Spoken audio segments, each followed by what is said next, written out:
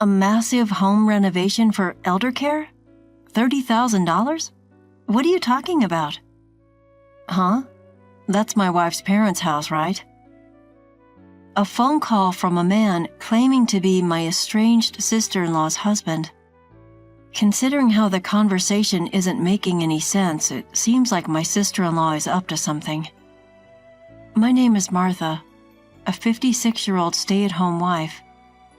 I have a son and a daughter, both of whom are adults and have moved out of the house. Now I live with my husband and in-laws, just the four of us. My relationship with my in-laws is good, which I appreciate because I lost my own parents early in life. My husband and I have been enjoying our lives after being freed from child-rearing responsibilities. When we got married, it was understood that we would eventually live with my husband's parents, but my mother-in-law, who had suffered in her relationship with her own mother-in-law, had our house rebuilt into a two-family home for our sake. Even though we live together, we each have our own private space. Maybe that's why our relationship has been so good. During the day, my husband is still working, so I often spend time with my in-laws. That day, as my father-in-law was busy with farm work, I was preparing lunch in the kitchen, planning for us to eat together outside. Then a call came from one of my father-in-law's farming friends, telling us that he had fallen and broken a bone. He had already been taken to the family doctor in a pickup truck. My mother-in-law and I left the food and rushed to the hospital. When we arrived, emergency surgery was underway. My father-in-law seemed healthy, but he was in his 80s and recovering from a fracture would be tough. We were told to be prepared for the worst, like needing a wheelchair. That's what they were talking about. As long as he's alive, that's enough. I will be his legs. We waited anxiously for the surgery to end with prayers in our hearts. By the time my husband finished work and arrived, the surgery was over, and the three of us were relieved to see my father-in-law sleeping in his hospital room without any serious complications. We decided to support my father-in-law together from now on, but our prayers were in vain, and my father-in-law passed away suddenly 1 month later. His age had weakened his physical strength and immunity, and he had contracted an infection after the surgery. Many of his friends, relatives, and acquaintances were also elderly, so informing them about the wake and the funeral would only be upsetting to them. The three of us discussed it and decided on a family funeral. However, even a family funeral didn't resolve all the issues. What about my sister-in-law? I asked. My mother-in-law and husband both made visibly unapproving faces, probably recalling my sister-in-law's marriage turmoil. My in-laws had strongly opposed her marriage. My husband wasn't as opposed as them, but he couldn't purely be happy about it either. As a result, their relationship became strained and distant. Still, she was their biological daughter. Wouldn't it be okay for her to be present at the final farewell? They agreed that if we could get in touch with her, it would be fine. But we couldn't reach her at the contact information we had, and the funeral proceeded without her. It's just how things are with her. It's fate. Don't worry about it, Martha. On our way back from the crematorium to the house with my father-in-law's ashes, my mother-in-law gently patted my shoulder and reassured me. My father-in-law's sudden passing took us all by surprise. Without any mental preparation, we hurriedly went through the funeral and cremation. We clasped our hands over my father-in-law's ashes, lit incense, and spent the following days in a state of listlessness. It's more bearable when my husband is around. We can talk to each other. But when my husband goes to work, I can't stand being alone in the quiet room. So I head to my mother-in-law's room. I know she is feeling even more pain and sadness than I am. After all, she suddenly lost the husband she had been with for so many years. Even if it is just a facade, I try to be cheerful around her. However, my mother-in-law was much more accepting of reality than I thought. I was planning to stay like this until the 49th day, but... Yes, we can sort through his belongings later. But I'm already over 80. You look so young for your 80, mother-in-law. Not having been sick often, she would say that the only time she was hospitalized was for childbirth. In other words, she was directly telling us that she's healthy enough for us not to worry about her. You're so kind, Martha. But while I can still move around, I'd like to sort through my things, including his. I understand the feeling of not wanting someone else to go through the important memories, like my father-in-law's belongings. Understood. Just let me know if you need any help. With that, she immediately asked me to help her take down items that were too high for her to reach.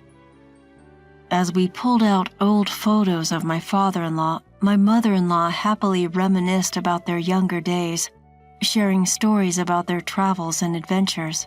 I listened intently, nodding along, when the phone rang. My mother-in-law doesn't have a smartphone, so the landline is her main means of communication. I wonder who that is. There were only a handful of people who would call, and they were all close friends who knew our situation. I thought they would avoid calling if they knew, but it might be an emergency. I'll answer it. It was better for me to move rather than make my mother-in-law, who had been talking about how sitting and standing were becoming difficult, get up. I quickly picked up the receiver near the entrance, and a man's voice I didn't recognize greeted me. He introduced himself as my sister-in-law's husband, speaking very politely. However, I had never met him before. I didn't know if he really was who he claimed to be. As I listened, wondering if this was some new scam targeting elderly people, he said, "I want to talk to you about the home renovation for caregiving. My father-in-law had already passed away. Why bring up caregiving renovations now? Did he mistake my mother-in-law? No, she wasn't in need of that level of care. Excuse me, but are you sure you have the right house? This is my wife's family home, right?" The man claiming to be my sister-in-law's husband mentioned her maiden name. Indeed, the maiden name matched my husband's family, and there was no mistake that this was their home. Moreover, the name matched my sister-in-law's. It is true that the woman you mention is my husband's sister. Thank goodness. Thank you for believing me. With all the trouble our marriage has caused, I was worried I had made a bad impression again. I don't know the reason why my in-laws so strongly opposed my sister-in-law's marriage. However, I don't get a bad impression from this man at all. On the contrary, he seems very humble and sincere. According to my brother-in-law, he heard that the cost of caregiving renovation would be around $30,000. He wants to do his best to make up for the inconvenience he has caused. He fully intends to pay the $30,000 and is preparing it. However, he just can't get the money ready by the deadline. His call was to ask if we could possibly wait and extend the payment deadline. It's awkward to let him explain everything before saying this, but since he spoke with such passion, I failed to convey the truth. Thank you for your politeness. So, about the extension. Please, wait a moment. When did you hear about the caregiving renovation? My father-in-law was very healthy and was working in agriculture until recently.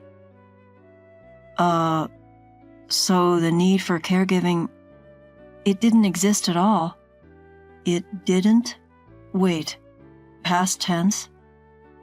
Yes, my father-in-law passed away. We just finished his funeral and cremation the other day. I see. Well... I could picture him panicking on the other end of the phone.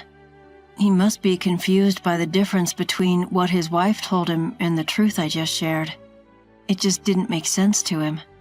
He slowly told me that he had caused a lot of trouble for my in-laws when they got married.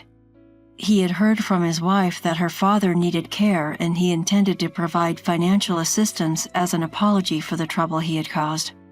He told me all this.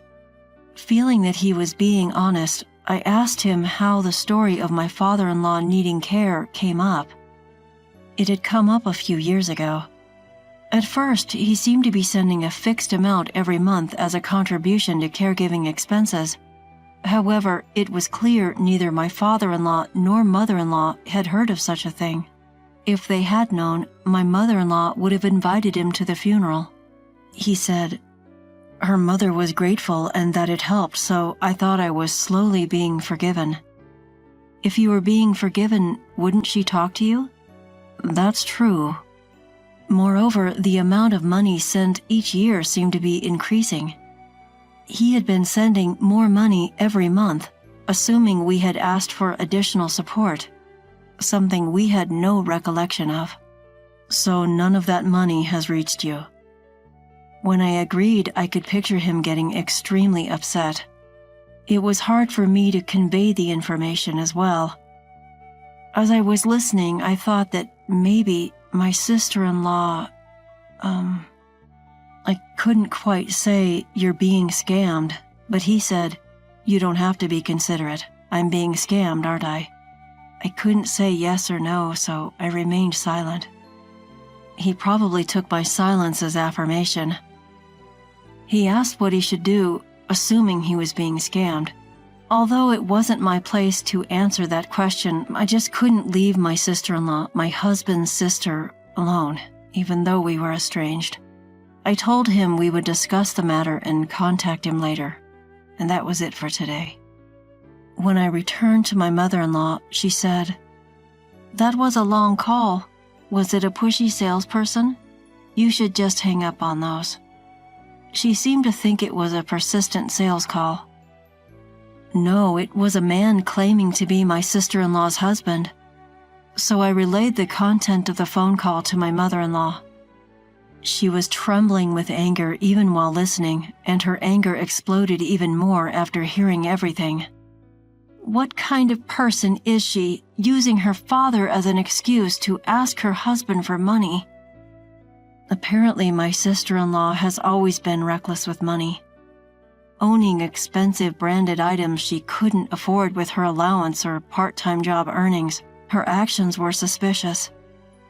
When she wanted to get married, her partner was a man with a considerably high income who had an incomparable amount of pre-existing wealth, which led her parents to strongly oppose the marriage. The opposition wasn't for my sister-in-law's sake, but for her partner. We then decided to wait at the culprit's house with her husband for her to return home. I can't remember the last time I saw my sister-in-law. When she decided to date her then boyfriend with the intention of getting married, she introduced him to her parents and brother. There was a commotion about my sister-in-law's marriage, but since I was not yet related to my in-laws, I did not attend. So this would be my first time meeting my sister-in-law's husband. As I had perceived over the phone, he seemed to be a sincere person with a pleasant demeanor. I had heard he had high income, but he didn't seem to be living lavishly. He seemed to be trying to live a modest life, but if one of the reasons for this was my sister-in-law's lies, it must be a complicated set of emotions. Reuniting with my sister-in-law after several decades, my sister-in-law, who would never have expected her mother to be there at her home, was so surprised that her eyes widened as she stood frozen. The impression of my sister-in-law that I remember was one of someone who liked flashy things, but the sister-in-law in front of me was flashy to the point of being gaudy and lacking any sense of style, which was painful to watch. The three of us had agreed beforehand that we would go along with my sister-in-law's story at first. We decided not to touch upon the fact that she was lying. "It's been a while. I'm glad to see you're doing well." When my sister-in-law was suddenly spoken to with kind words, she stammered while responding to her mother. She probably thought her lies had been exposed and she was going to be yelled at, but she seemed confused by the unexpected kindness. I wanted to see your face after all this time. Have you been doing well?" We didn't tell her the truth about her father's passing and maintained the pretense that he was still alive. I also apologized for not having been in touch and gave a suitable greeting. My sister-in-law said humbly that she was glad her mother seemed well and that she had been worried about her.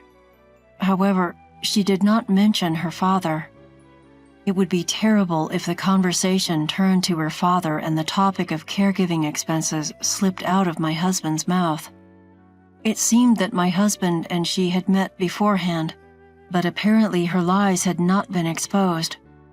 She probably thought she could get away with it and not get caught. "Your mom is happy. It seems that you two are getting along well as a couple." My mother-in-law said she was happy to have a good daughter and hoped that my sister-in-law would have a change of heart and start repaying her husband little by little. The plan was to shower her with praise in the hope of changing her ways. Somehow, my sister-in-law got carried away and told my mother-in-law that she would support her if she ever needed caregiving, and even went so far as to say not to worry about money. It's amazing she could say such things in front of her husband who had been supporting her out of good intentions. I felt so sorry for her husband listening to all this. We conveyed our gratitude and left that day. From her behavior, it seemed likely that my sister-in-law had been using the money she asked for herself.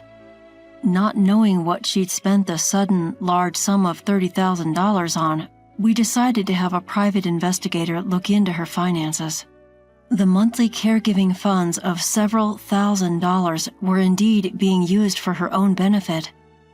However, it turned out that she was also heavily involved with a favorite host at a club, supporting him in various ways to make him number one.